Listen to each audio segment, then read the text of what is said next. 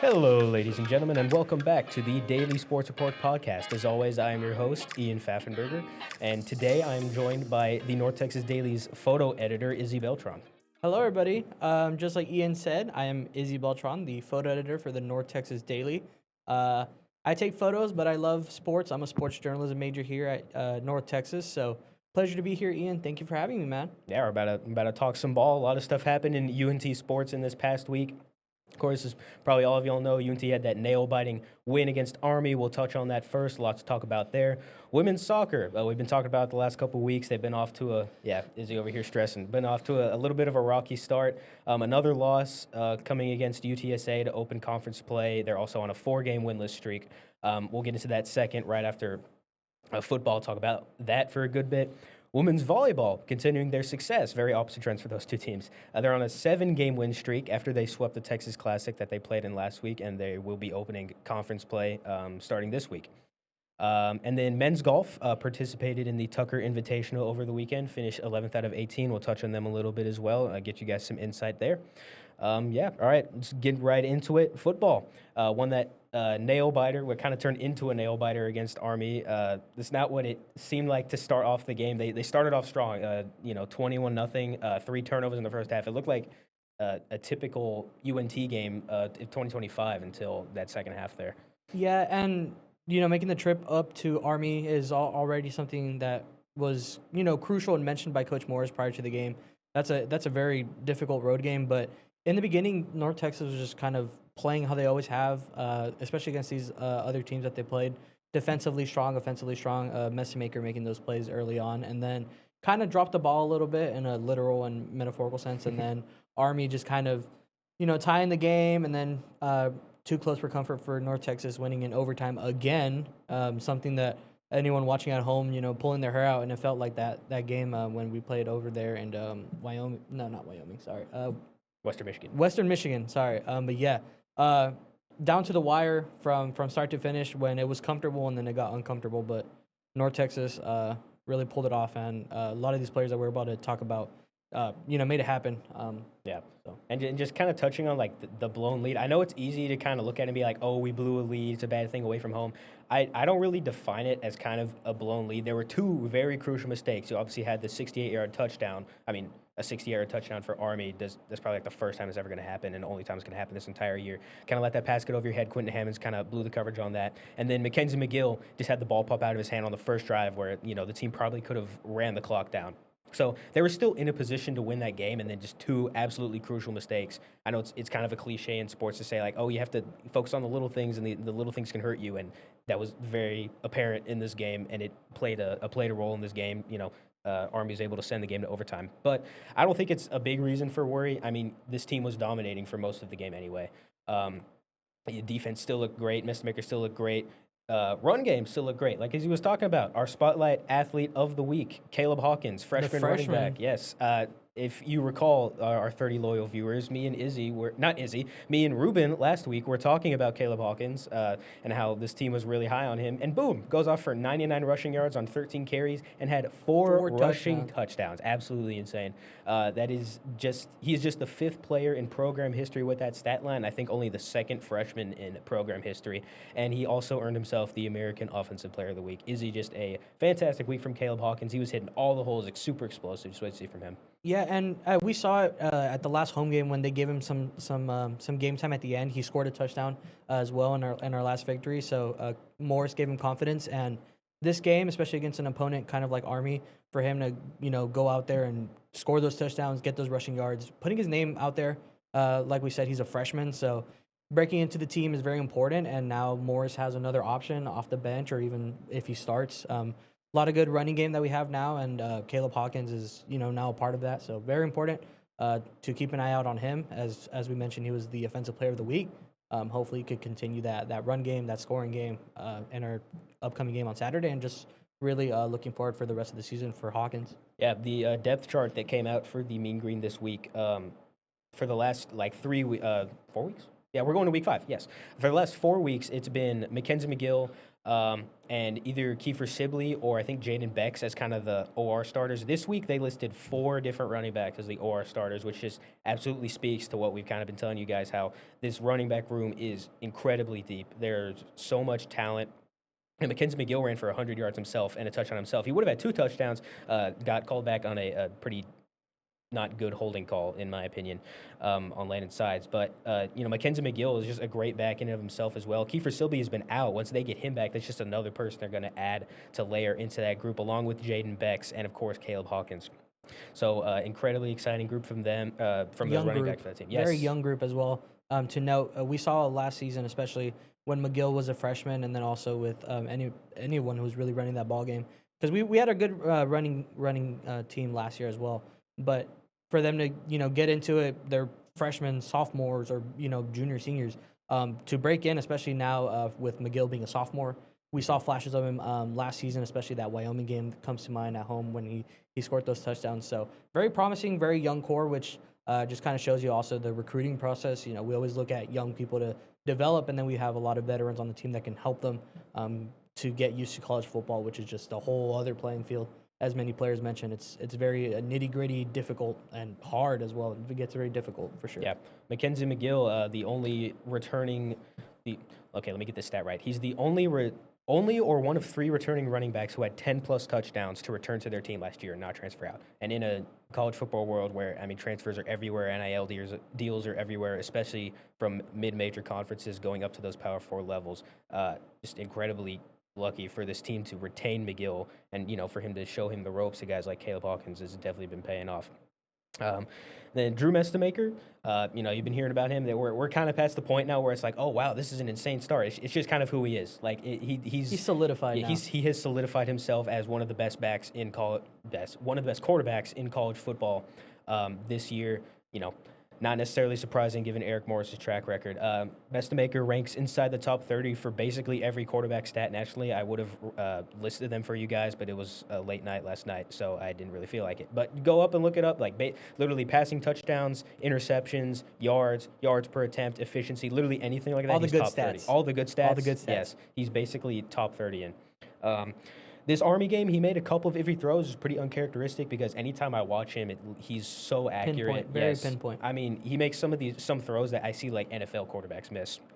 Absolutely insane. But he still showed off that accuracy. Wyatt Young caught that touchdown to a flag route in the corner of the end zone, following the Davion Armstead pick. I think it was in the second quarter. So once again, showing off his stat line for the game: 249 yards, 1 touchdown, 26 for 36 passing. Just keeping up that tremendous accuracy stat line. I think he's at around 70. Yeah, second in completion percentage in the American at 70.8%. So 70% completion percentage. Just exciting player. He's a great guy to watch lead this team. He's just really, really fun, dynamic quarterback to watch. And especially looking as they were preparing for this game, there was a lot of interviews about him. Obviously, with the broadcast, talking about his journey in high school and everything. We've seen that story be told time and time again now, but he's found his way in the North Texas system, and he's also kind of making a name for himself. This quarterback that we have, Mestemaker, that he's excelling really quickly, which is great because he's a sophomore. He's new or redshirt freshman, sorry, but he's getting the ropes, getting that starting time, and really showing the type of player that he is, getting all those important stats like we talked about previously, and really showing potential that he can lead this offense, which is very important when you have a quarterback who's comfortable. He looks very comfortable, very confident as well. In any of the interviews he gives with him, whether it's individually or with Coach Morris, Morris has a lot of confidence in him as well, and that goes a long way for a quarterback to have those players, but also that backing from your coach really helps you get those victories, get all those good stats. Yeah. Another fun fact before we kind of expand on Mestemaker. He's one of 3 QBs in the FBS with double-digit passing touchdowns to boot with no interceptions. So absolutely insane there. But yeah, like as you were saying, we've been hearing the story about Mestemaker and Eric Morris, and they've been getting a lot of press recently. CBS Sports came out with an article about Drew Mestemaker, fantastic read. And then they were just on the CBS Sports show last night at like 8 p.m., him and Morris and Mestemaker. So, Morris, the offensive mastermind that he is, really getting the recognition we think he deserves. And Messmaker himself, just a great story. You guys have heard it. It's been really fun to watch his team, and now the success is finally coming for them. The last couple of years of the Morris era, have been rocky. The offenses have been good, but the defense is not. So 5-7, and then 6-7 records. Yep, Oh my gosh, 6-7 records for them. But now off to a 4-0 start to the year. So just a lot of press for them, and very much deserved. Another thing about this offense, like to spread the wealth, right? 4 receivers this season have 10 plus catches and 100 plus yards. I think those are Wyatt Young, Miles Coleman, Cameron Dorner, and Landon Sides. Those are the 4 guys you see out there all the time. That's just a part of this Morris offense. Loves to spread the ball around. And the offensive line, just another aspect, looked fantastic in that Army game. Messmaker had forever to throw, didn't get sacked once that game. He's only been sacked 4 times on the season, and the hole's been wide open for that running game too. Yeah, the defense, again, been really strong with Coach Cassidy and everything that they've been building, the culture and everything. But they protect Messmaker really well. Obviously, you want to protect your QB. That's how you're going to get those touchdowns. But for them to really lead that line and charge against any offense or any team that they face, really shows a lot of veterans that stayed with the program, and just as well anyone that they got during the offseason from the transfer portal, just that they can now gel as a unit, a really strong defensive unit that we've seen time and time again, whether it was shutout or keeping it a close defensive game. They're always getting recognitions and honors because they're always intercepting the ball, fumbling, sacking. So strong defense helps a quarterback like Messmaker kind of run around and utilize his mobility. He's very mobile, to get those conversions if he needs to do it, or for him to be comfortable to do a handoff or a deep pass in the end zone. Mm-hmm. And to your point about the defense, 4 different players finished with double-digit tackles against the Army as well. Ethan Weslowski, Patrick Smith-Young, the safety, Shane Witter, who he's been having an incredible season so far, and then Fatefea Vailea up there at the defensive tackle position, who unfortunately, if y'all were watching, kind of went down with a leg injury later in the game. Coach Morris is saying they're not going to get an update on him until I think this weekend. So we'll see how that goes. Hopefully they can get him back this season. But just that defense has been fantastic. That trio linebacker core, Weslowski, Shane Witter, and Trey Fields, has been insane. I think me and Ruben touched on it last week, but they run all over the place, and they're all over the place again in this Army game. Yeah, and they're 3 players that have also had their their flowers and the spotlight given to them, especially Weslowski notably, and Witter as well. Just like you mentioned, that they can help the team out individually whenever they do anything of note for that as well. But they also just really again continue to help the team improve and get better. And they always have their big moments in the games as well that really is the difference when push comes to shove. Yeah. So exciting start for football. Of course, they're going to take on South Alabama. We'll get into that kind of towards the end. Great game against Army, 4-0 start, record-breaking stuff potentially on the line for them. This next segment, we'll get into soccer, which is why Izzy's here. He loves soccer. He's a big soccer fan. He goes out to all the games. He's a big fan of all the sports, but loves soccer as well. Wanted to come on and talk. Me and Ruben talked. We covered it last week. Soccer, kind of been off to a rocky start. They opened up conference play against UTSA last Thursday, and we talked about how UTSA very, very defensive. They don't let you get any shots off. They don't let any goals. But their offense is also kind of not fantastic. But that is reflected in the score. UNT lost 1-0, and UTSA only let UNT get 2 shots off the entire game. So absolutely, just a chokehold defensively UTSA gave UNT. It's kind of a rough start to conference, and now the team is, what are they, 4-6-1 on the season? Just kind of, what are your thoughts maybe on the outlook of this team to start off? Yeah, so you mentioned the UTSA game. North Texas traveling out to San Antonio for that game. The winner from UTSA came in the 81st minute, so very strong defensive showing from both ends. For the defense to not be broken down to the 81st minute just kind of shows you North Texas, their strengths, their defense, and then UTSA as well. It was a very much lot of possession shared between the teams, a lot of passing back and forth, unable to find that through ball or that opportunity on goal, which that's why the 1-0 score is justified. But UTSA and North Texas were this was a pretty good match for North Texas. I thought they could have came away with a win, but again, that 81st minute winner from UTSA. But it's just been, just like you mentioned, a rocky start. And some of the points I'm gonna make here, just stuff that I've been seeing throughout this season. It's we're in the middle of it now. It's not the beginning of the season. It's not the end, but now we really have seen this team and what we can kind of talk about them. So a thing to note, of course, is just how young the team is. A lot of players either graduated, transferred out of the organization.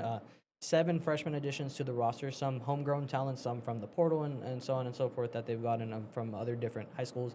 8 sophomores as well is a good thing to note. Some came back, some transferred. So to have that freshman and sophomore core, that's 15 players that are underclassmen, which is kind of difficult for it's more of a rebuild.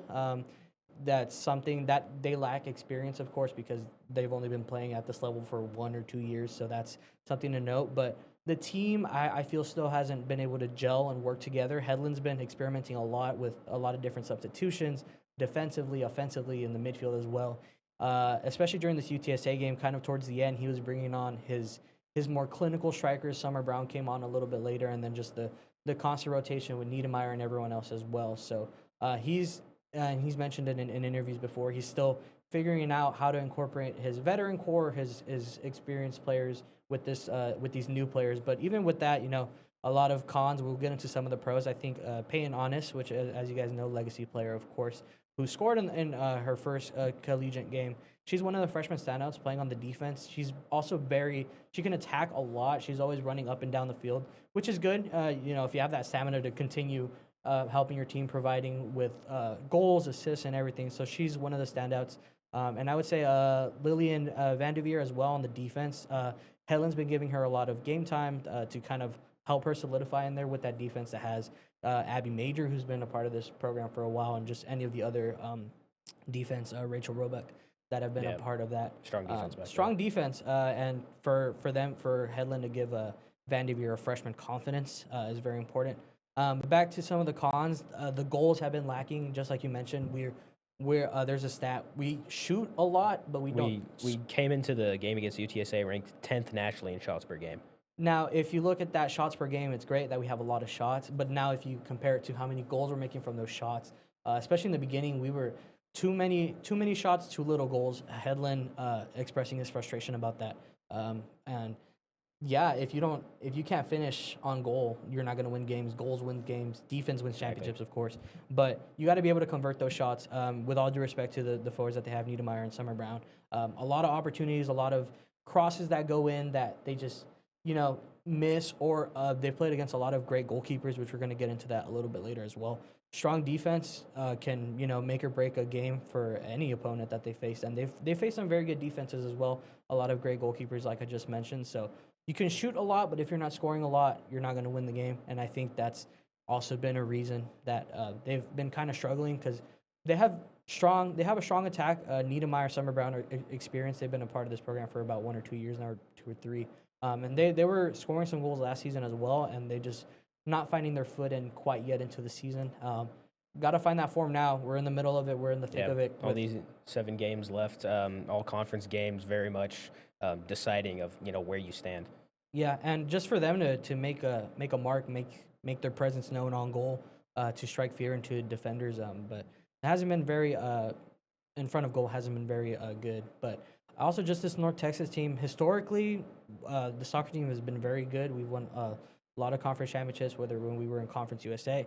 They're yet to win a championship in the American, with their last championship coming in 2019 in Conference USA. That's 6 years now. Yeah.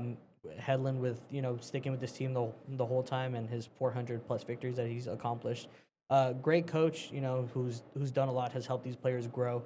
But 6 years without a championship is kind of speaks volumes, sticks out like a sore thumb, and I know they're wanting to break that, and then really just breaking into the American Conference. But also just to kind of segue, the American's a very strong conference, especially for these soccer teams. When they played when they've made it to the playoffs, it's first round, second round eliminations to these stronger teams like Memphis and Tulane and so on and so forth. They play, it's felt like more difficult opponents, and even some of the ones that felt easy, like UTSA, where it could have been a draw or a win, 1-0 loss, kind of ruins the momentum, and they're on a winless streak. So they gotta get that win or a draw, or which we saw early on the season. You know, they had those wins, and then especially that OU game where it was a 1-0 loss, but defensively really sound. Their goalkeeper, the North Texas goalie, Alina Arneth, did incredible that game. And then just to kind of play off with that, she matched her career high with 5 saves on the night on 13 attempts. She only let in 1 goal in the 82nd minute, but you can have a strong goalie. Your defense has to help you. You know, it's just like we talked about with football. You got to have a strong unit behind you. You can be the best goalie in the world, but if you have a lackluster defense, those goals are going to come in.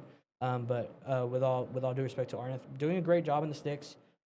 New to North Texas as well, just transferring in the offseason. So other stats, Lindy Cunningham, who's been kind of more of the bright spots for North Texas. She made her return on September 7th, played 46 minutes, which is not too bad. She's hopefully, coming. Played her first game since September 7th. So Yes. she returned back this last Thursday. Yeah. So, yeah, getting minutes in. Hopefully she can find her rhythm again. She helps the team a lot when she plays. And then, unfortunately, Ella Bushko still out, which that's a heavy hitter to have out. Last season, she did pretty good, scoring some goals and stuff. So hopefully she can recover and be back, and that'd be a very strong asset for Headland to have off the bench as she hopefully makes her way back. And then just like Ian mentioned, 9 games left in the season. So a lot of strong opponents to play, but a lot of hopefully victories for North Texas. So hopefully they can make their way into the playoffs and kind of fix what the start of the season. It's been a solid start with the occasional loss and then some good victories as well. So There's kind of in a valley right now. 4-game losing streaks, never fun. But I think once they get out of that, they have this upcoming game against Charlotte. They definitely have a chance to break out of it. I think once they get out of it, they'll definitely start finding their rhythm.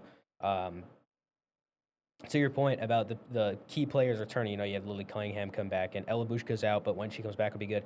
They are all still kind of defensive players, and the problem for this team has been not the offense necessarily, but the consistency and scoring of the offense. So are there any players you think, or just anything like this team needs to do to kind of get that offense going? You think it just has to click, like it'll just click at some point? the offense should have already clicked by now because they have experience with the players that came back and even some of the freshmen that they've put up there. I know occasionally they put Honest on the midfielder and the attack because she has that speed to provide. But with Niedermeyer, Summer Brown, and anyone else who plays that offense, you got to lock in. You got to score those goals. And the midfield's been really sound. Mia Bernard, the captain, being the kind of the heart of that midfield, always scoring. She's been leading this team this season. I think leads in points and assists and tied for the lead in goals. And of course, one of those contributors to the shots that the team has taken. Been leading this team really, really far this season. So to play off what you said, to have a midfield maestro like Bernard in there, providing, assisting, scoring is great, but your offense has to show up for it as well because there's been plenty of times where the defense has scored a goal or the midfield has scored a goal, which is great. Goals win games, but you gotta on your offense is important. They're supposed to score the goals. And they're shooting a lot, which means that they know how to get into that position, but you got to try something different. Maybe it's a different approach, a different shot tactic. So it's like taking an at bat in baseball. Like in the majors, you get that far off the swing you have right now. But if something's not working and you're on a hitless streak, you got to change maybe something up. I'm not that familiar with soccer, but I'm sure the same kind of idea applies. Yeah, and it's been a lot of road games for North Texas, which that also just a lot of travel times, especially in this conference. You're traveling out a lot, and you're traveling out far as well. So with these next round of games being at home, familiar territory for North Texas. Hopefully they can break into that winning column and start getting those victories and making a strong push at the back end of this of the season and the American. Hopefully reach those playoffs, which. They've done. They always make it to the playoffs. Whatever happens after that, is a story for another time. But they can do it. They have the right resources. Again, the veteran core, the young core that's now finding their footing, that have been mentored and by the veterans and Coach Hedlund, very good coach, and his team that helps him as well. Great goalkeepers, great defense, great midfield, great attack. They just got to gel together, connect. Put those final pieces together, and then break through, score the goals, but also continue doing what you do well, which I strongly believe is your defense. Again, great goalie, great defense. That in the losses that they've had, they're not blowout losses, nothing really too crazy. It's close games, but you got to score the goals. I think that's really the do all or end all. You got to score. Yeah, I think there's kind of a recipe for success maybe coming up. Like Izzy was talking about to his point, played a lot of road games, but 2 straight conference home games, and we touched on it last week. Conference just kind of wakes something up in you. You're always, you're a lot more ready to go. You're a lot more aggressive. You know these teams. You're familiar with these teams. Teams always seem to play better. And then two straight games at home. No traveling. They just get to lock in, go home, dial in on practice every single day, stay in the same area, and then go compete in the game. First game they have coming up against Charlotte. We'll touch on that later. But yeah, the 2 straight games at home. But then kind of after this Charlotte game, the schedule does get a little bit rougher again. Again, only 9 games left in the season. Then they have Memphis, Tulsa, Rice, and South Florida back to back, all leading the literally 2, 3, 4, and 5 in the conference, right ahead of North Texas, where UTSA is number 1. So they're playing the top teams in the conference. So if there's any time for them to start clicking, it is right now. Right here, it is now. This upcoming Thursday game tomorrow. and Sunday. Yeah. Yes. Yeah, but again, a lot of potential, and they've shown time and time again they can play against the big boys. Again, the OU game. Mm-hmm. So for them to kind of go into their own and defend and get that that penalty kick that can change it, or that last minute winner against these ranked teams at the top of the conference, I believe they can do it. I really do. Yeah, for sure. And, they have exciting pieces. Rachel Roebuck is a fantastic leader and captain for this team. Mia Bernard, same thing. Niedermeyer, a young forward, but she's already super dynamic. Summer Brown has been here forever, active leader in goal scorers. You have, those young players like Peyton Honest and all those defenders. And Alina Arneth, last but not least, on the people I mentioned, has just been absolutely showing out this season. So you have the pieces. This isn't just a team that is reflective of their record. They're much better than 4-6-1 with the players they have, and it's just about Headland and them very much finding that connection, getting things into play. But that has to happen soon, or else this team might not have a shot at the postseason. Yeah, and again, they're playing at home, familiar territory. Make it work, make it happen. Whatever conversations need to be had behind the scenes, whatever. Now that they've played a lot of road games, what are you going to practice here at home? What do you need to improve in? Which I hope it's a lot of shooting drills, or a lot of set pieces as well. They're very good on the dead balls with the free kicks and the corner kicks. That's where some of their goals have come in from this season as well. So continue specializing in that. But they can turn it around. I think they just like you mentioned, the record isn't. It's been they've lost games and it's been close. They've won games that were maybe an upset. They maybe had an upset or two, and then also with the losses, they've lost games that you're like, how did they lose that game? That's just how sports be sometimes. But it is how sports be. That's just how sports be. But yeah, we'll see. Headland's 31st season now, so yeah, going for end of season push. We'll see how it goes for them. Yeah, I mean, even regardless of the record, just going out to see a coach like Headland be awesome. So if you have a chance to go catch some of those games coming up for them, definitely go do. Told you guys Izzy was knowledgeable about soccer. Man, he just lectured me on a bunch of stuff. All right, next segment, moving into volleyball. I mean, they just continue to impress. Fantastic season up to this point. They won all 3 games in their Texas Classic that they competed in over the weekend, including in their first game, they did a reverse sweep, which if y'all don't know what that is, there's 5 sets in, sets. No, matches? No, sets. Yeah, sets. Yeah, there's 5 sets in volleyball. Excuse me, I'm still learning. 5 sets in volleyball. You have to win 3. Best 3 out of 5, obviously. Who did they play? They played La Tech. La Tech that first game went up 2-0 on them, so they were up 2-0, needed to just win 1 more set. But then UNT was able to come back, win 3 straight sets, and took home the dub. And then proceeded to sweep Arkansas Pine Bluff in their next game and Tarleton State. So fantastic showing from the Texas Classic. A stat I saw last night when I was writing these notes, they have already matched their win total from last season, and they have not even started conference play yet. They went 10-18 last. Yes, thank you, Izzy, for being my emote man over here. This is exactly how I felt saying that last night. I went back. That's an actual crazy stat. That is a crazy stat.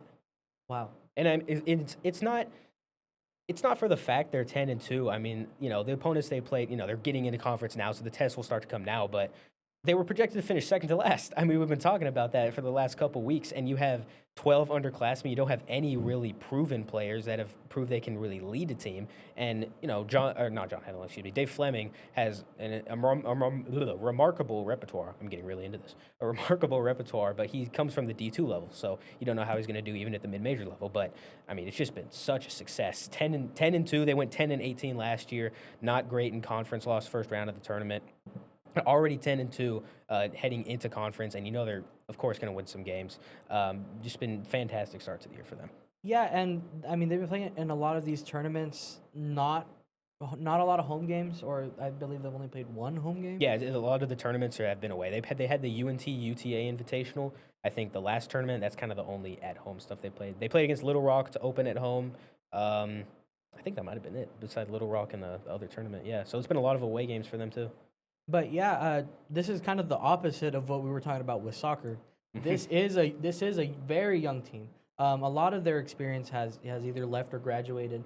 And then you bring in a new coach. New coach into the picture can always shake things up. But Dave Fleming coming from the D2 level to build that culture. But I feel like there's a family aspect to this team as well. All the girls seem to be connecting now, and which is a great thing. And I think it's really shown.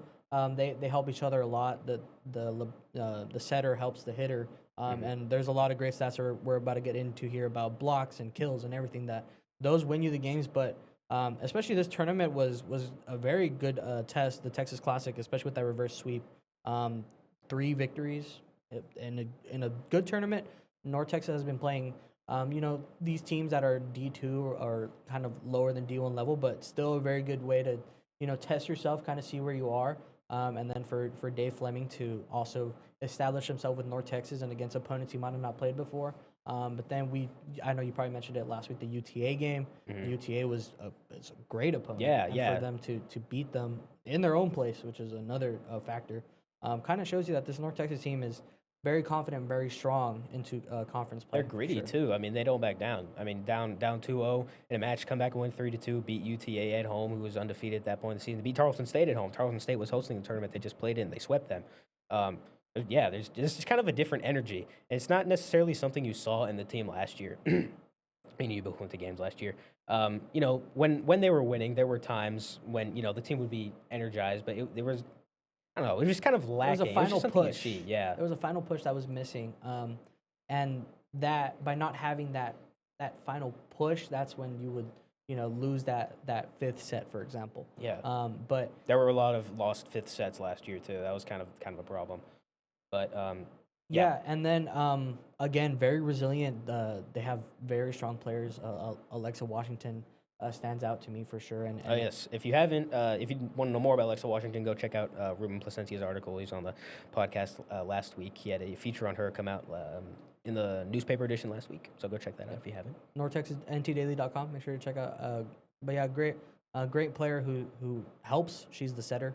So for her to assist for the kill, and we're about to get into some of these players as well. I'm seeing this right here.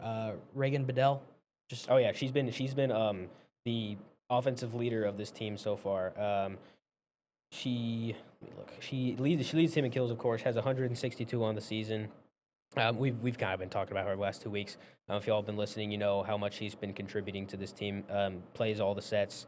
Very much the offensive contributor to this team. A player we want to highlight, Laura Donafungi. She's kind of been brought up, but we haven't really touched on her. She came on last season, kind of towards the tail end when things were going so well. She was starting to get a little bit more sets. And from what I was watching, she's very dynamic, very energized, very strong middle blocker. So I knew if she stuck around, she was definitely going to play a pretty big role in this team this next season, especially with all the seniors graduating.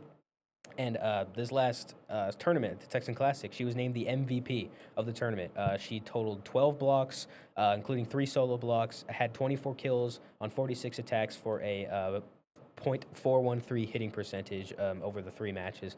So just another contributor to this team, another name to watch out for besides Reagan Bedell. Besides Alexa Washington, those people we've been talking about. Exciting player there from her. And she currently ranks 5th in the American in blocks. Of course, conference hasn't started yet, but she's just contributing on all facets of the floor. She's getting her blocks, she's getting her kills.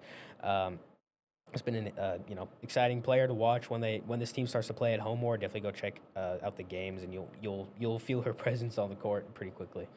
But yeah, we mentioned that she was a part of this team last season, but for Coach Fleming to step into the North Texas volleyball and to utilize resources that came back to the team, and then also just adding a lot of new additions that they've been putting the pieces together, and it's good to have players that played under the previous head coach because that's a different skill set, tactics, mindset. But now for them to jive with Fleming's tactics and the never back down, never give up mentality that they've been showing with these sweeps and all these victories as of late is really important because they can help mentor this new team and then also just find their footing in a completely new system. This is a way different team compared to last season. Yes. So that's also very important for you to keep doing what you're good at, being consistent, and then now bringing that into a different new team. Yeah. A little tidbit I forgot to mention about Reagan Bedell. She made the all-tournament team for that Texas Classic. She had 41 kills, 6 service aces, 26 digs, 7 blocks over 11 sets played in the tournament. She also currently ranks 7th in points in the American. But yeah, Headland definitely using his players to the best of his availability. 3 standout freshmen have really kind of come onto the scene this year. You have libero Dakota Mitchell, brought her up last week. Sydney Soria, the setter, brought up last week as well. And then defensive specialist Alessandro Romo. They've appeared in all 44 sets for the Mean Green this year, which for freshmen at the D1 level is pretty hard to do. But, with a young team like this, you're going to have some freshmen play some minutes. And they have all been contributing just fantastic to start the season. During the During the game, I think against Pine Bluff, yes, this game against Pine Bluff, Dakota Mitchell recorded 6 service aces, which ties the UNT record for the most in the 25-point rally scoring era. Sydney Soria led the match, 22 assists, and Alessandro Romo had a team best 10 digs. So as freshmen, they're already leading this team in some of these matches in these stat lines. Every player just kind of I'm going to transfer kind of over to a football philosophy. The defense has about doing their 1/11th. These girls do their 1/6. 6 players on the court at a time. Yeah, these players do their 1/6. They're all doing their job, leading in their respective stat lines. So Dave Fleming's really gotten them to see that philosophy and is really kind of whipped them in the shape of the season. Yeah, and 3 again freshman standouts, especially for a sport like volleyball. It's super competitive, and you got to be quick on your feet. Reaction's got to be on top. But especially Dakota Mitchell in the few games I've seen, she's always on that court. She's really agile and quick and can always provide for the team. So to have someone like that kind of running around, helping you the best you can, sacrificing, and with Sydney and Alessandra as well. 3 freshmen that on the court don't look like freshmen. They look like they've been doing this for years and seasons. Very important piece to this puzzle as North Texas prepares to kick off their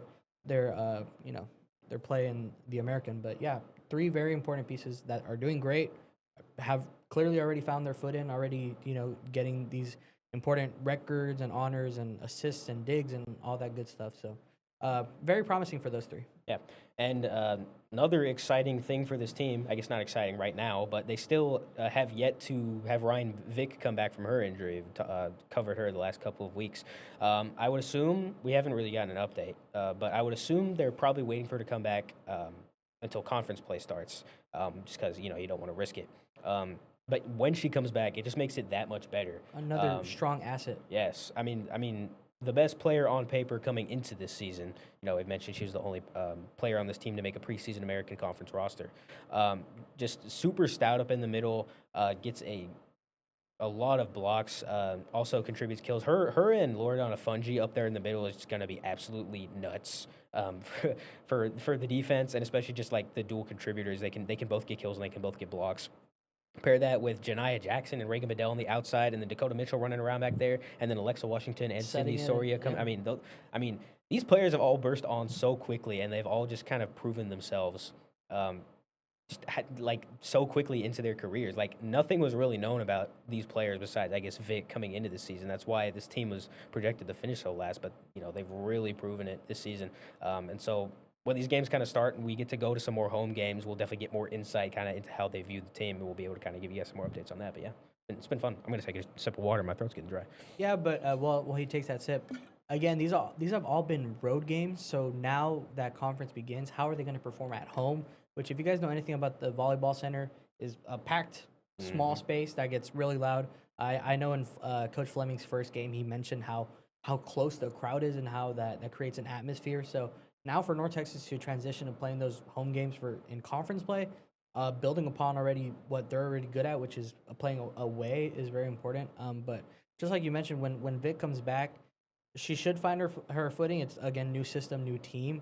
But North Texas volleyball has a good problem that the new players that have come in are already doing so well, and now you're gonna have someone return, so that can do a great job. So we'll see how Vic kind of settles into the system, but no doubt she's gonna find her footing because she was a standout again in preseason. So we'll see. Hopefully she'll be back soon, especially for conference play, because it gets very competitive in conference play. But once you make it to playoffs, it's a lot of fatigue. Volleyball is a very fitness heavy. Those people who play sport. every single set, it just gets exhausting.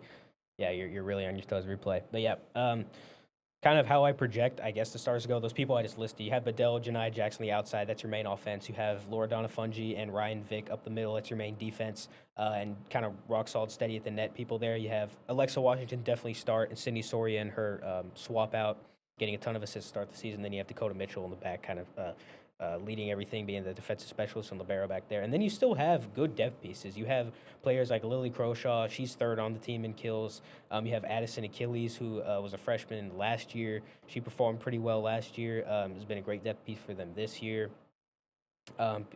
Players like Reese Waters, Brianna Miller. So you have good depth, too. It's not just those 5 people. You know, this team's all bought in. They all want to contribute. They all do the most that they can in each set. And the team effort has been realized in this stat, in the leaderboards and the stats in the American. Of course, conference play hasn't started. Stats will flesh out. But so far, UNT is in the American. They are first in points per set, first in opponent hitting percentage, second in kills, first in opponent assists allowed, second in assists, first in opponent kills allowed, third in blocks per set, third in service aces per set, and sixth in digs.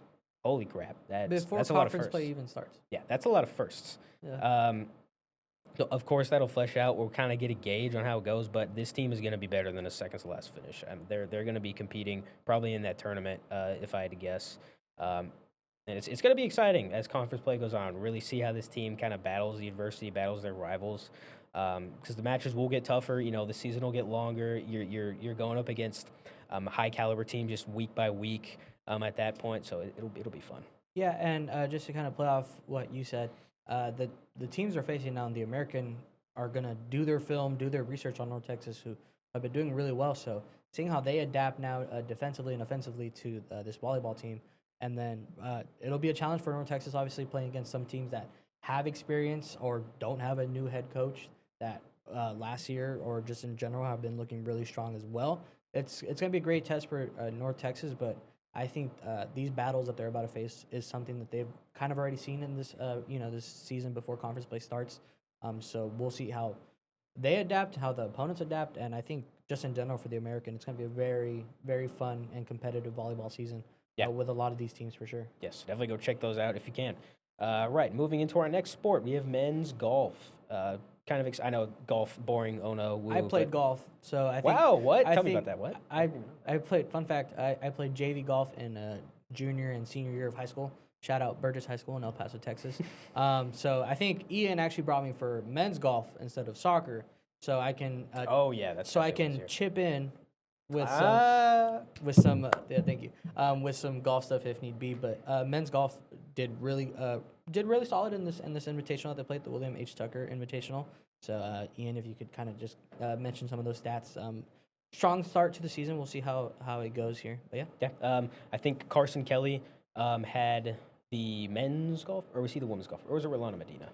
Whoever may be. We have some. We have Check out both of them. Carson Kelly, I think he made the women's preview. Rolando Medina made the men's golf preview. Mentioned it last week. Mentioned it again this week. Go check those out. Give you a lot of information about these teams and where they're headed. They've participated in 2 tournaments so far. They were at the Argent Financial Classic first, and then they just got done with the William H. Tucker Invitational this last Friday and Saturday. In the Argent Financial Classic, the team tied for 9th place out of 17 teams, so kind of middle of the pack, which is kind of what you expect because in these tournaments you have, these Power 4 schools, and then it kind of drops down to the mid-major level, so somewhat expected. Going into this season, you don't know much about golf. It's kind of hard to get a gauge on them. There isn't much media availability, but last season there were 2 successful golfers. You had Blake Keane and Alex Huang, both kind of led the team, had pretty consistently high finishes. This year, Mitchell Meyer, a freshman, has really been leading them. At the Argent Financial Classic, he led UNT. He finished with a third round 65, which would be 7 under par. Yeah, 7 under par. Well, you're the golf expert. That's 7 under par. I was right? good at golf, but yes. Yeah, third round 65. So he ended the tournament in a tie for 7th place on the individual leaderboard, and that is the third lowest round. The 65. That's a third lowest round by a UNT freshman since 1994. 31 years. Yeah, and the highest placement in a collegiate debut since Ian Snyman in 2015. So. Two tournaments in for Mitchell Meyer, and he is absolutely rocking and rolling for this team. And you still have guys like Alex Huang and guys like Blake Keane who have proven themselves they've been able to lead. You also have another true freshman I'm probably going to botch his name, in Ryan Latif. Him and Meyer kind of both been leading the latest for this team. Latif, coming into the year, was a top 150. Was ranked in the top 150 of amateur golf rankings before coming to UNT. Made his debut at the Tucker Invitational, so 2 exciting freshmen for those guys there. I guess since you're the golf expert, I know you said you weren't good, but kind of what goes into like being good in golf? Yeah, so golf, for those of you who don't know about golf, it's a lot of patience, for sure, a lot of patience. Golf can go any way. It can be your best round of golf ever, your worst ever. You can hit a 375-yarder off the tee box or shank it into the bushes to your right. But for these 2 freshmen to kind of, utilize that patience and then getting used to college golf, which, making that step up is always difficult. And then also being able to rely on your veterans that were doing well last year. But for them to be standouts in these 2 tournaments means a lot of that they have a strong veteran core and a strong young core, especially to start the season in these 2 very important tournaments. So very good showing by them. And then again, 2 true freshmen. So they're finding their foot in, and they're only, 18, 19, 20? Yeah, younger than me. Holy crap, bro. Oh, my gosh. Being a sophomore now and, like, having, like, the true freshman. Caleb Hawkins is younger than me. Like, I was watching him, like, on the TV, and he's, like, just going crazy, scoring 4 touchdowns.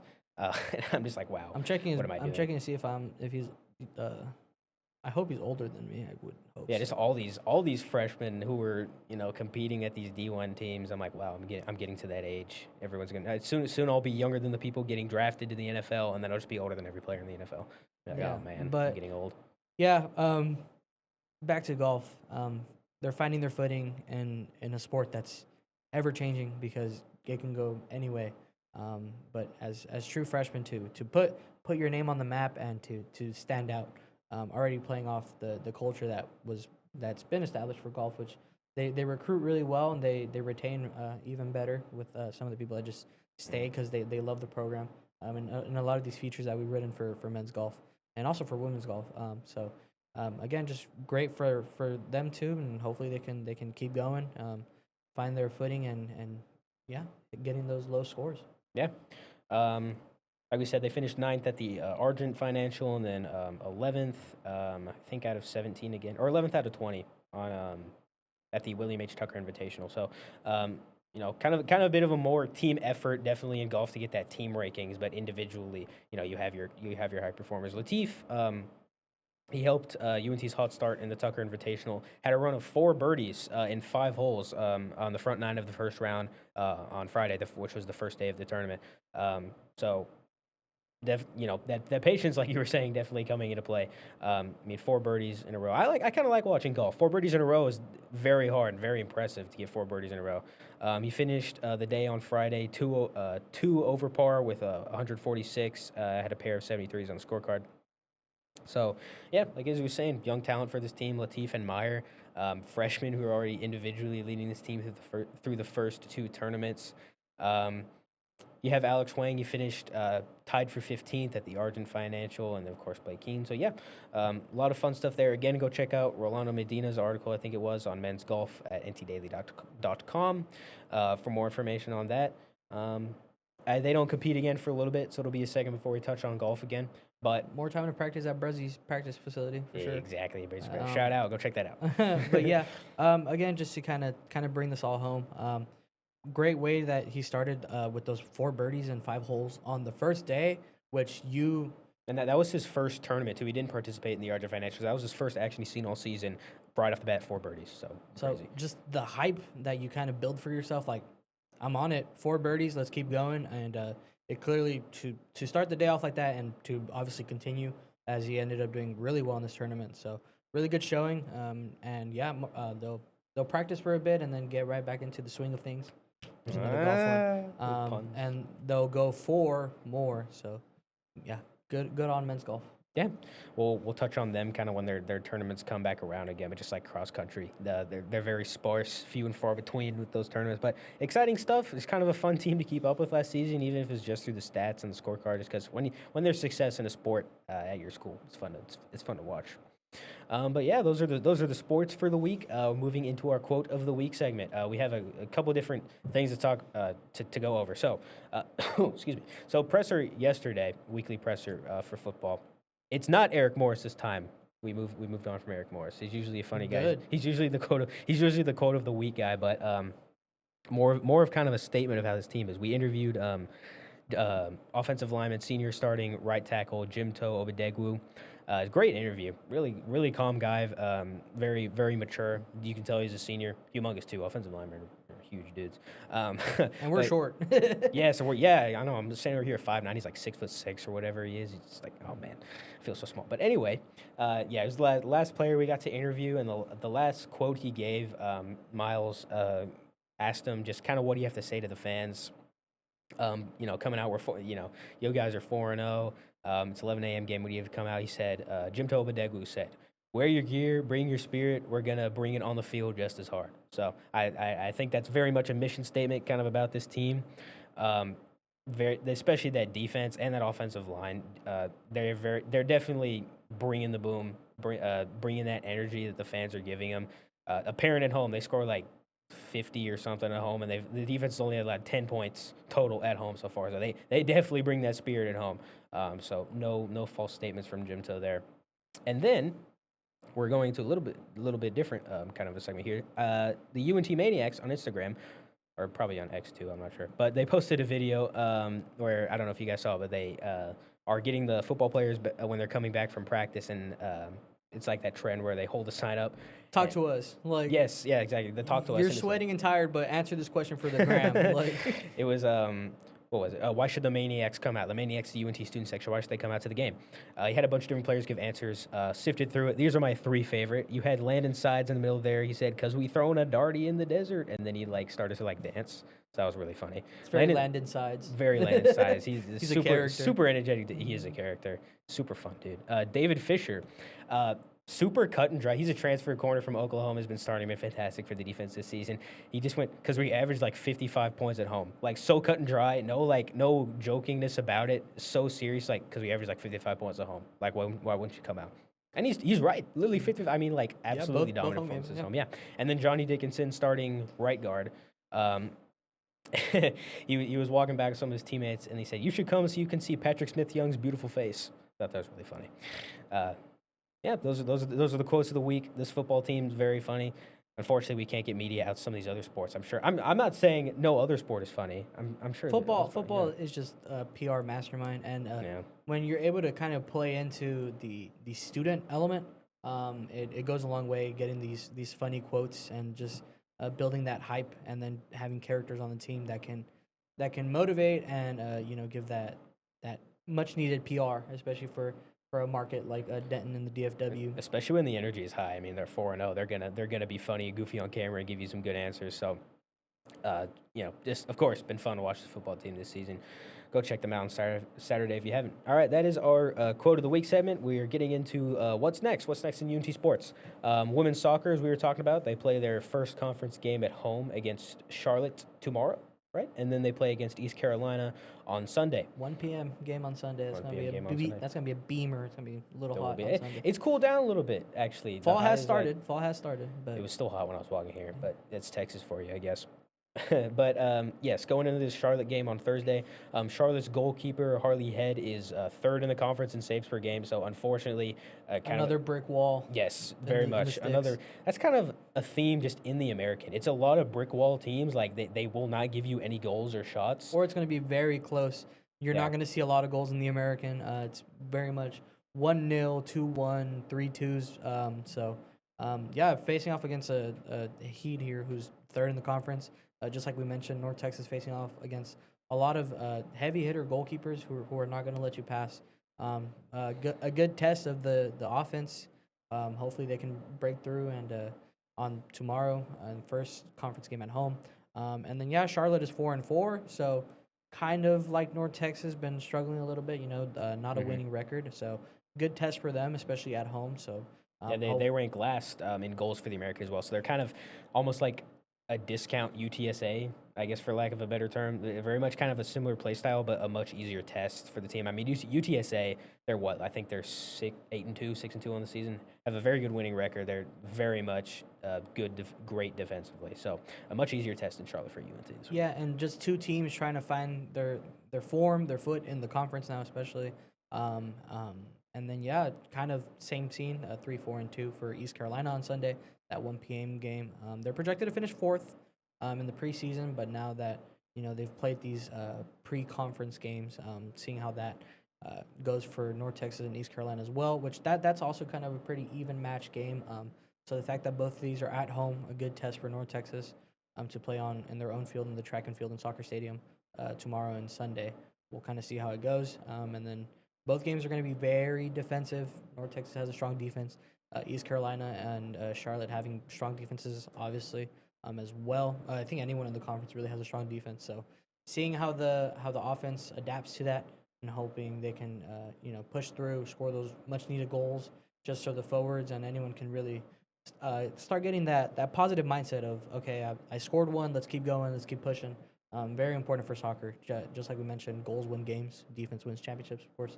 Exactly. But everyone has a good defense, so I think it's really... You know what's crazy? Before you even said that, like the first time, like a goals win games, defense wins championships, I was literally thinking that in my head. I was like, we got to work something in here about defense wins championships, but like offense wins games. We're just locked in. Yeah, we're like that. But yes, very defensive games, meaning these will be close games, maybe boring games, but that's okay. A lot of midfield trying to break through the defense, a lot of parking the bus, which if you don't know, that just means putting all your defense back there, creating a brick wall so you can't just whip it in and score or find that through ball. So these games will be close, maybe not as many shots or opportunities as one hopes when watching a sport like soccer, but I feel like even still there'll be a very entertaining games, especially here in North Texas. So if you're available tomorrow at I believe it's 6:30 or on Sunday at 1 p.m. if you decide volleyball and soccer are both at home. So pick and choose. But two good games against opponents on our level, if not a little bit, worse. So hopefully North Texas can win these two out and just use that momentum if they find any, which I believe they will, and see how it goes. Yeah, like as he was saying, it's a big homestand for almost every team this weekend. Moving into volleyball, they open up conference play at home, taking on Charlotte. Common theme here. Crazy. I wonder if they scheduled it that way. Taking on Charlotte on Friday, and then UAB on Sunday. Excuse me. Charlotte has been good offensively. A team that was very good in volleyball last year as well. They ranked top 5 in the conference, almost every offensive stat. They'll also put the ball past you. They rank first in opponent blocks allowed, so they really don't allow any defense against them. Very much heavy hitters. They very much get the ball past you. So the UNT defense is going to be going to kind of have to be on their toes in this game. Loredana Fungi, if they can get Ryan Vick back, that'd be huge. Charlotte senior outside hitter Kirsten Birmingham has been leading the way for their offense. Currently, she ranks first in the American in kills and thirsts per set. So the player to watch out for there. She'll probably definitely have a 15-plus kill day. And UNT and Charlotte have both surprised early on this season as teams. They were both projected to finish second to last, so they're both tied to finish second to last in the conference. But they are first. UNT is first in the conference, and Charlotte is third in the conference so far this season. So two teams who have been surprising everyone this year, defying expectations. The offenses have been nuts for both of them. So it'll be a very fun match to watch, especially in that tight gym. Go check that out if you can. But yeah, just like you mentioned, the fact that they were projected to be bad and now they're doing really good. This is going to be an even closer matchup than any of the soccer ones we just talked about. They both have the same strengths, which is very interesting to note. Both good offenses. How are they? Now the defenses have to show up, but then if you have a good defense, how's your offense going to? So it's going to be very close. I would say this game is going to go to 5 sets for sure. Yeah, I'm going to be a nail biter in the volleyball center, but it'll be a fun close one. A very good test for North Texas as well, playing someone like Charlotte, who we would have not said the same come preseason, but now that Charlotte has been doing well, and again ranking 5th in the conference and offensively very strong, a good way to kick off conference play at home as well. So that's a great game on Friday, and then just kind of moving on to Sunday at 1 p.m. UAB. 7-5 on the season, but they have a tough non-conference schedule. They played some big teams like Alabama and Auburn. So we'll kind of see how that goes as well. UAB coming to the volleyball center. That'll be another, I say, a good game. Maybe UNT that could maybe sweep definitely or make something an happen. easier chance for UNT in this game, but none of these teams are teams to shake your head at. I mean, every volleyball team in the American is always very good, and UNT definitely learned that lesson last season. And another aspect of it is kind of, this UNT team is young. We've talked about it, 12 underclassmen, and then there's a lot of experience kind of in the American. You have your top players. Let me pull them up. You have Maria Clara Andrade, I think. Andrade or Andrade, but she plays for South Florida. She led the conference in kills last year, ranked tops in offensive stats. Amanda Hart's been with Memphis for a little bit. Kirsten Birmingham, of course, a senior. So there's a lot of experience kind of in the teams around them in the American. So that's something these sophomores and these freshmen who are all starting, quite literally, the starting 5 is all sophomores and freshmen, and then one junior and Loredana Fungi. But it's something they're definitely going to have to rise to the occasion on, facing a lot of adversity, facing a lot of experience. They'll probably have their struggles early in games, maybe even losing a couple of games to these more experienced teams. But I think they'll definitely be able to overcome that, at least in the middle of the season, probably to start the season. I think Fleming is definitely prepared for that. But yeah, going back to UAB, that game on Sunday, a little bit of an easier test. They rank towards the bottom of the conference in points, kills, and assists so far. They also rank last in service aces allowed and 10th in opponent kills. And North Texas, one thing they harped on this offseason was improving those service aces. Of course, I think it was who was it? Let me go back and look. I think Dakota Mitchell. Yeah, 6 service aces against Pine Bluff. So which was the UNT record for the most in 25-point scoring era. So they put a heavy focus on service aces, definitely going to look to exploit that against UAB. That offense is going to be, rocking and rolling against UAB on Sunday.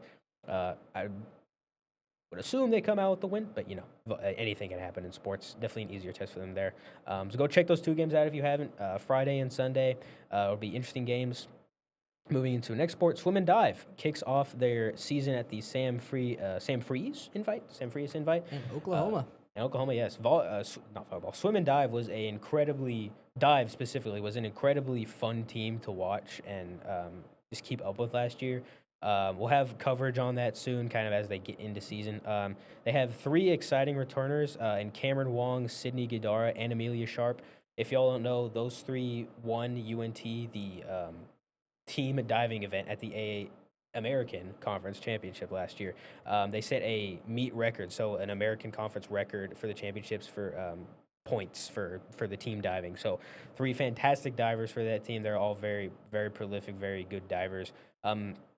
Swimming also returns Scarlett McLeod. She's the sister of record holder and UNT graduate Shayna McLeod. She graduated last year. And the return Michaela Golst. She's the only swimmer on the team to earn 2025 American Conference nod. Swimmer and diver being different. Let me clarify that. Yeah, Cameron Wong, Sydney Goddard, Amelia Sharp all earned American Conference nods last year. They're definitely a year older, a year wiser. Cameron Wong's going into her senior year. She was named Most Outstanding Diver in the American last year. So she's definitely going to be putting on a show this season. It's gonna be a fun team to watch. That diving team is. So we'll have coverage on that kind of as they get into their season. We'll kind of do short recaps of those meets, and it'll be fun. So they kick off their season at the Sam Freeze Invite this weekend. Keep up with that. And softball, a little bit early, but they open up their fall season at home on Wednesday. Not their official season, but their fall season. We'll kind of give a little touch on them once they get into the spring season. We'll give a little touch on them as these fall games go on, and we'll dive into them more and have full segments on them once the spring season starts, because that's their actual season. But if y'all didn't know, softball brought in a ton of new people, including a new head coach, Cody White, entirely new coaching staff this year. They brought in new head coach, Cody White. They brought in a good haul of transfers as well, and brought back good returners. You have people like Annika Anderson, Madison Conley, Elizabeth Moffitt. So definitely we'll keep up with them through the fall, kind of give us a gauge on where that team is at. For a team that finished in second in the tournament, lost to FAU in the American Conference tournament last year. It'll be exciting. It'll be an exciting time. We'll keep up with them as that fall season goes on. And then football. Sorry, I'm talking a lot. I'll let you get in on this, Izzy. Football has a chance to go 5-0 against South Alabama this Saturday for the first time since 1959. So a lot of records on the line here. Team's excited about it. The fans are excited about it. There's just a different air about this team. So yeah, I did my research about this because as we know, the 1959 and the 1951 teams are North Texas teams that you kind of look back on as being very successful. So I have some stats about this 1959 team. If we do go 5-0, Abner Hayes was on that 1959 team. Which, if you guys know anything about Abner Hayes in North Texas history, one of the goats.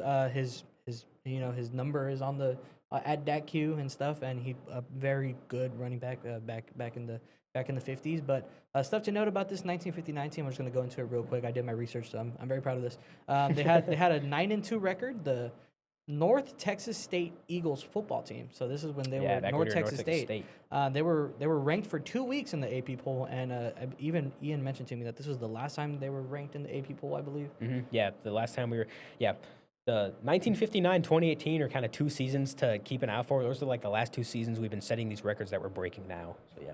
Yeah, and then back when they were in the Missouri Valley Conference, they shared that title with Houston, and they finished that season with a 28-8 loss to New Mexico State in the 1959 Sun Bowl.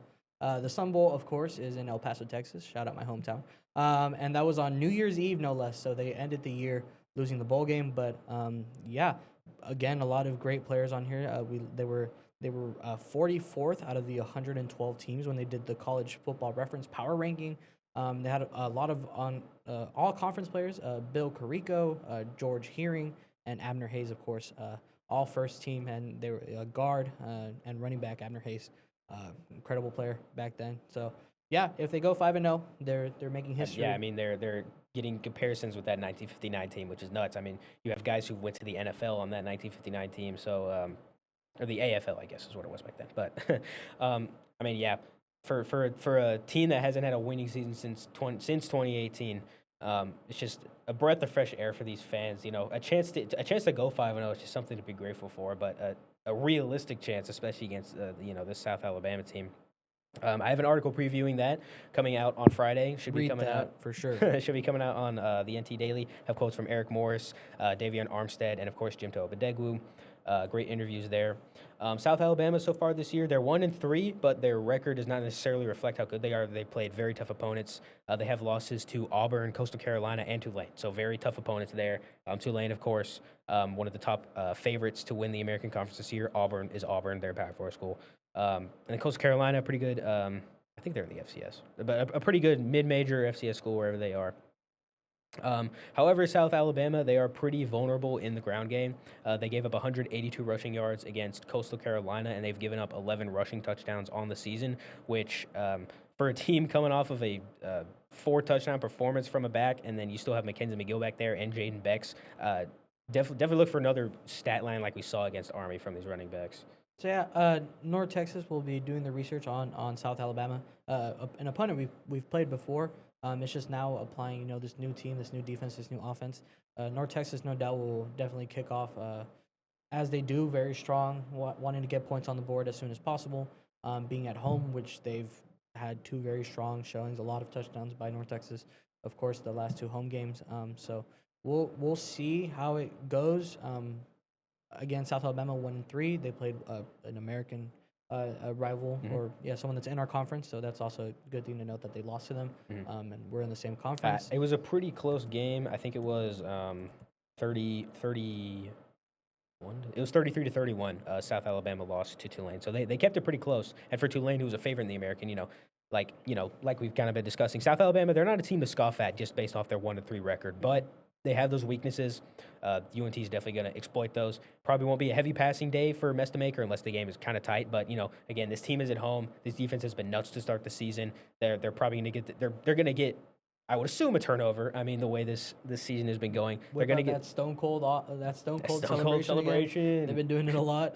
Now CBS fans got to see it on TV. What maybe like miffed me is that like they CBS posted it and they were like, no, like UNT hit the Stone Cold Celly. It's like we've been doing that forever. Yeah. Like now just because we're famous, you want to give us. Now we have a fame, spotlight. Yeah. Now we have a spotlight. Exactly. Get us on national television, but yeah,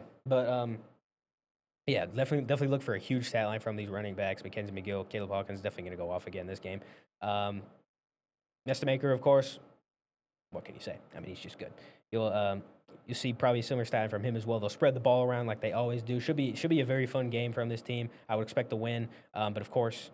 Never expect to win in college football. I'm not on the team, so I can kind of say that. But they're definitely going to go in there with the right mindset. That's something Morris and the players have just been preaching, something I covered in my article. They take things week by week. They're not going to let the spotlight get too big, especially in this season when they've been getting the spotlight. They've been posted by CBS Sports. They got 2 votes in the AP poll last year, which is the first time since, I think, 1959, like since they were ranked.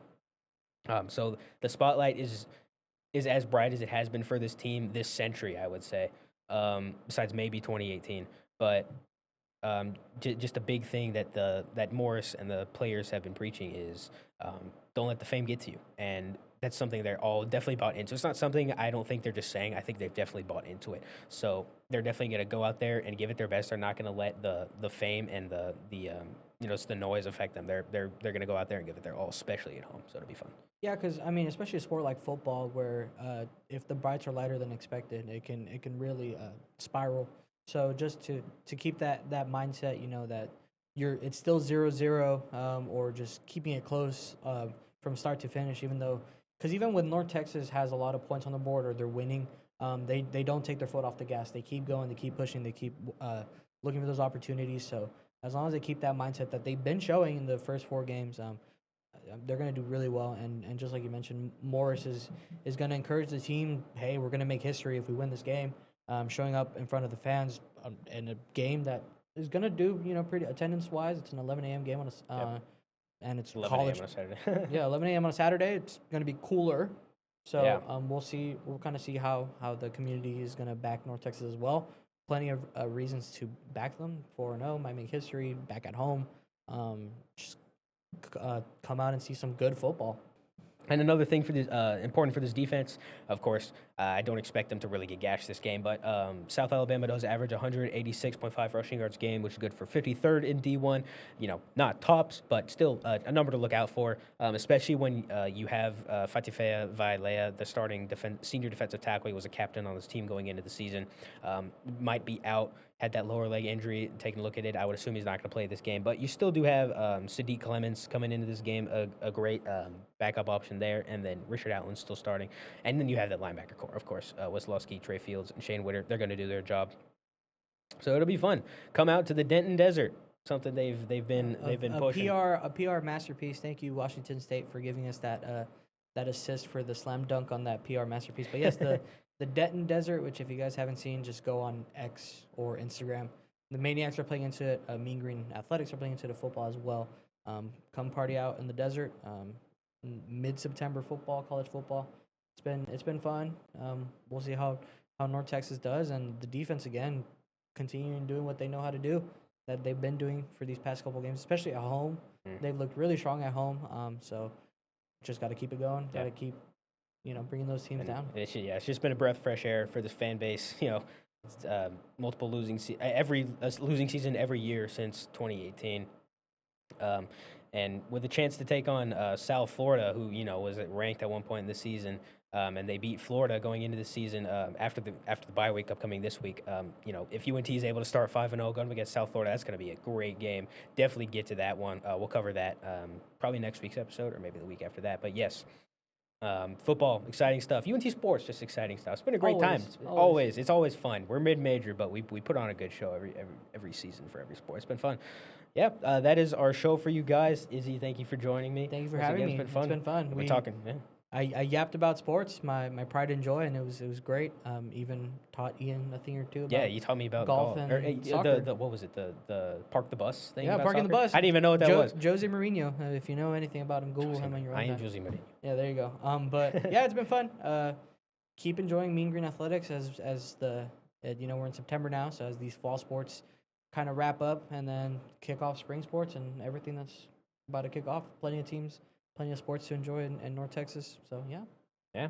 All right. Thank you guys for watching. We'll be back next week with another episode. We'll see you guys later.